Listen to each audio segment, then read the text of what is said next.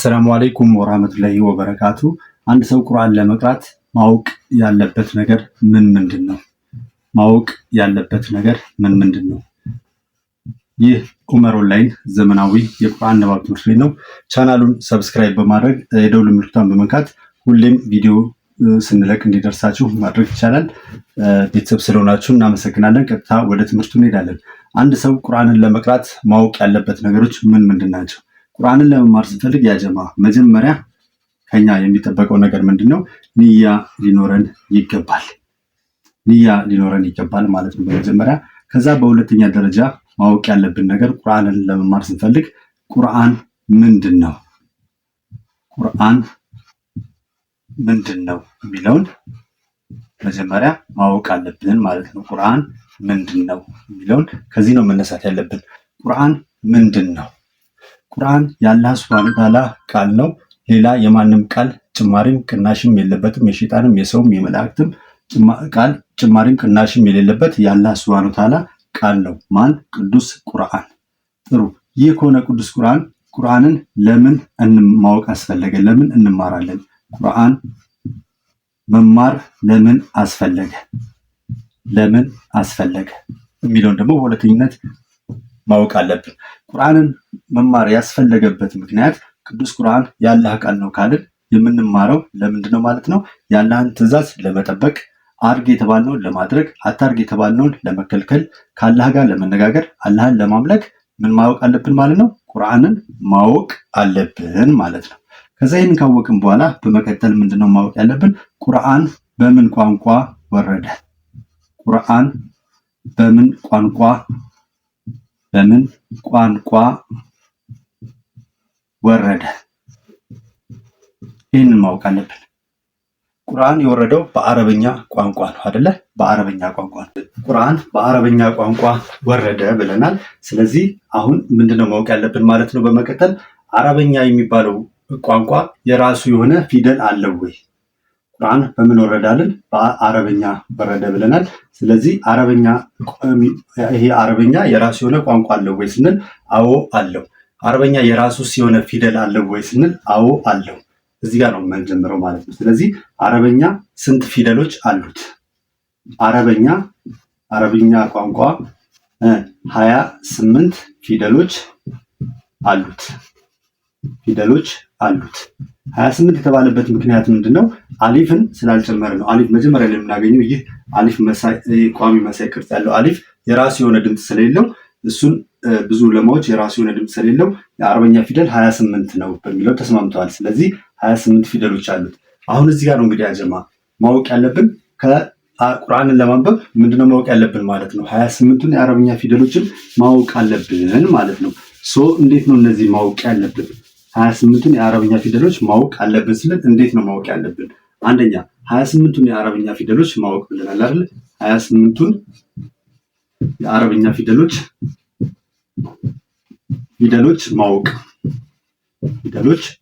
ማወቅ ስንል ይሄ በድምፅ ብቻ አይደለም ማወቅ ያለብን። ተጠንቀቁ። እዚህ ጋር ዝም ብሎ በድምፅ አሊፍ፣ ሐምዛ፣ ባታ ታ ብሎ መቅራት ብቻ ሳይሆን እንደዛ ከሆነ ቁርአንን ለመቅራት የሚያስቸግረን ብዙ ጊዜ ለዚህ ነው። በምንድን ነው ማወቅ ያለብን? አንደኛ በግርድፉ የመጀመሪያ ቃሪ ስትሆኑ ተማሪ ስትሆኑ በግርድፉ ስማቸውን ማወቅ መጀመሪያ ላይ 28ቱን የአረበኛ ፊደሎች በግርድፉ ስማቸውን ማወቅ። ይህን ካወቅን በኋላ በመቀጠል ምንድነው ማወቅ ያለብን? በነጥብና በይዘት ቅርጻቸውን አንድ ላይ ማወቅ። በይዘትና በነጥብ ማወቅ። በይዘትና በነጥብ ስንል እና በቅርጽ ስንል ምን አይነት፣ ለምሳሌ ፊደሎቹ ምን አይነት ቅርጽ አላቸው? ነጥብ አላቸው ወይ? ነጥቡ ከየት በኩል ነው ያለው? ስንት ነጥብ አለው የሚለውን ማወቅ። ይህን ካወቅን በኋላ ትክክለኛ ቦታቸውን የሚወጡበትን ቦታቸውን ማወቅ። ይህንን ቦታቸውን ካወቅን በኋላ የትኛውን የአማርኛ ፊደል ይመስላል ወይስ አይመስልም የሚለውን መለየት። ያ ማለት ለምሳሌ አንድ የአረበኛ ፊደል ለምሳሌ እንውሰድ። ባ የሚለውን የአረበኛ ፊደል ወሰድን። ይህ ባ የሚለው የአረብኛ ፊደል የትኛውን የአማርኛ ቤት ድምፅ ይሰጠናል? የበ ቤተሰብን ድምፅ ይሰጠናል። የበ ቤተሰብ ድምፅ ፍጹም የአማርኛውን በሚል የበቤተሰብን ድምፅ ይሰጠናል። የበቤተሰብን ድምፅ ይመስላል ይሰጠናል። ፍጹም የአማርኛውን የበቤተሰብ ነው የሚሰጠን። እዚህ ጋር ለምሳሌ የበቤተሰብ ስንል ተመልከቱ። የአማርኛ ፊደሎች ወደ ጎን ስንት ናቸው? 7 ናቸው አይደል? 1 2 3 4 5 6 7። ለምሳሌ የበቤተሰብ ስንል በ ቡ ቢ ባ ቤ ብ ቦ እነዚህ 7 ናቸው አይደለ? ነገር ግን አረበኛ ላይ ይህ አምስተኛው ቤት የሁሉም መስመር ፊደል አምስተኛው ቤት አረበኛው ላይ የለም። አንድ ሁለተኛ 7ኛው ቤት የአማርኛ መስመር አረበኛው ላይ የለም። ስለዚህ እነዚህ ባ የትኛውን የአማርኛ ቤት ይሰጠናል? ይመስላል ፍጹም። ለምሳሌ የማይመስል ደግሞ ብለን ብንወስድ ይህ ተመልከቱት። ይህ ሳ የምንለው ሳ የምላስ ጫፍ ከፊት ለፊት ጥርስ ወጣ ብሎ የሚጠራው ሳ ነው። ሲጻፍ ይህ የአማርኛውን የሰ ቤተሰብ ፊደል ይጻፋል። በፍጹም ግን የአማርኛውን የሰ ቤተሰብ አይሰጠንም። ስለዚህ ሰ ሱ ሲ ምላስ ወጣ ብሎ ሳ ሴ የለም። ከዛስ ፍ ሶ የለም። ይህንን ማወቅ ከዛ 28 የአረብኛ ፊደል በዚህ አይነት መንገድ ማወቅ መቻል አለብን። ዛሬ ሃይላይት ነው እየሰጠኋቸው ያለሁት። ከዛስ ሌላ ማወቅ ያለብን ምንድነው? ቁርአንን ለማንበብ የአረብኛ ፊደል ከቃላት መጀመሪያ ከቃላት መሃል እና ከቃላት መጨረሻ ላይ ሲመጡ ቅርጻቸውን ይቀይራሉ። ለምሳሌ ይሄ የምናውቀው ባ የሚለው ይሄ ነው አይደለ? ይሄን አወቅክ ማለት ቁርአን ማንበብ እንችላለን ማለት አይደለም። ይህ ባ ከቃላት መጀመሪያ ሲመጣ ምን አይነት ቅርጽ ይኖረዋል? እንደዚህ ይሁንና በዚህኛው ዘርግቶ ይመጣል። ከዚህ በፊት አንድ ሌላ ማወቅ ያለብን ምንድነው? ከ28ቱ የአረበኛ ፊደሎች ውስጥ 22 ፊደሎች በግራም በቀኝም መቀጣጠል የሚችሉ ናቸው። 6 ፊደሎች ቀጥሎ ከሚመጣ ፊደል ጋር በፍጹም አይቀጣጠሉም። እነዚህ 6 ፊደሎች እነማን ናቸው? አሊፍ፣ ዳል፣ ዛል፣ ራ፣ ዛይን፣ ዋው። 6ቱ ፊደሎች ከነሱ ቀጥሎ የሚመጣ ፊደል ጋር አይቀጣጠሉም። ስለዚህ ባ ከቃላት መጀመሪያ ሲመጣ እንዲህ ዓይነት ቅርጽ ይዞ ይመጣል። ለምን? ቀጥሎ ካለው ፊደል ጋር ስለሚቀጣጠል። ከዛስ ባ መሀል ላይ በሚመጣበት ሰዓት ላይ ደግሞ እንዲህ ዓይነት ቅርጽ ይዞ ይመጣል። ሁለቱንም እጁ ዘርግቶ ይመጣል። በግራም በቀኝም መቀጣጠል ስለሚችል ማለት ነው። ከዛስ ባ መጨረሻ ላይ ሲመጣ ደግሞ እንደዚህ አይነት ቅርጽ ይዞ ይመጣል። ስለዚህ የአረብኛ ፊደሎችን 28ቱንም ቅርጻቸው ከቃላት መጀመሪያ ከቃላት መሀልና ከቃላት መጨረሻ ሲመጡ ምን አይነት ቅርጽ ይኖራቸዋል የሚለውን ማወቅ። እነዚህን ካወቅን በኋላ በመቀጠል ምንድነው ማወቅ የሚገባል?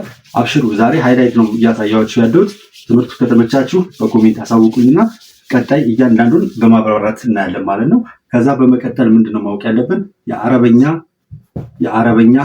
የአረበኛ አናባቢ ምልክት ወይንም የአረብኛ አናባቢ ምልክት ወይንም ሐረካ። እነዚህ ማወቅ። የአረበኛ አናባቢ ምልክት ወይም ሐረካ የምንላቸው 3 ናቸው። ፈትሃ፣